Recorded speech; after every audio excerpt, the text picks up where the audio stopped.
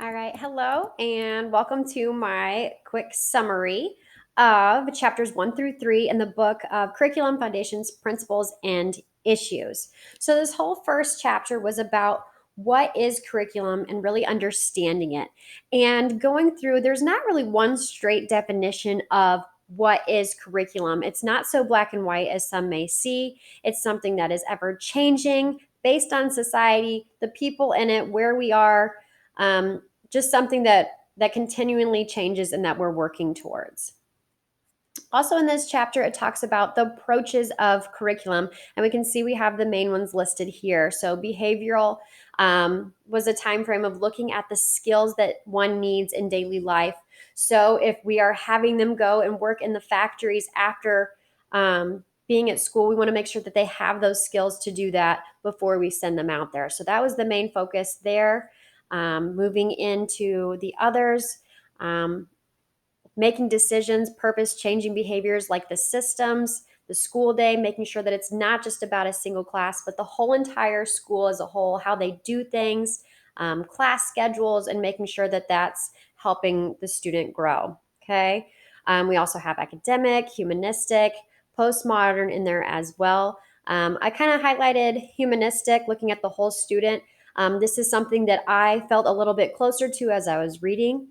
As a teacher, if you would have come up to me and said, "Hey, what is your approach to curriculum?" I would not have been able to list one of these to you to say, "This is where I fall." But after reading this, I think this is kind of something that I kind of strive towards, is looking at the whole student and not just really focusing straight on getting them the material that I have to give them, or the standards, but making sure that I'm looking at, how are things going? How are they going to learn best? Looking at those social emotional pieces and saying, okay, I need to get to the student first, and then I can grab them with that material and get them learning on there. So that was something that I felt that I kind of am towards: growing independence, the grit, working on those students so that when they leave there, they have um, those characteristics to survive as an adult. Okay, so then they go on, explain the definition more. That schools have planned curriculum, and that's something that can be written down. But then there's also those undefined curriculums that aren't written and shouldn't be. The things that just come up throughout the day that are very valuable for the teachers to be teaching.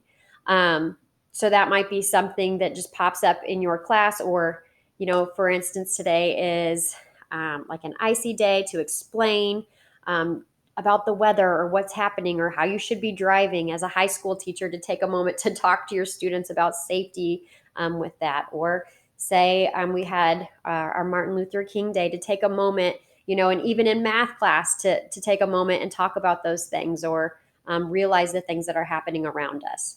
Okay, that goes into the globalization technology influences curriculum. This is something that makes it ever changing, okay, that we keep on progressing and working on this. It's not some definition you could go back to and say, this is what it is, this is what it's always going to be. It's something that we are always going to be working on in the education field, and then those around us as well, helping out defining what curriculum is.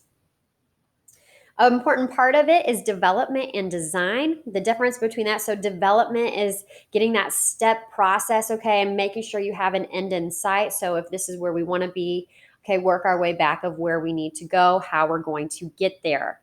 And then also that design part is how it's going to be arranged. How are you going to approach those lessons and get them to where they need to be? Okay, again, there's unplanned parts to that come up that are just as valuable as the planned, and then also the practice of it, and making sure that you're kind of taking that and working it.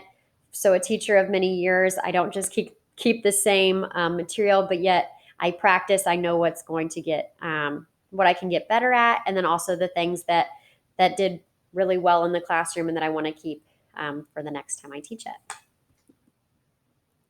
All right, so that is kind of the wrap up of chapter 1 and a real quick summary. And then we'll come back for chapter 2, talking about the philosophies.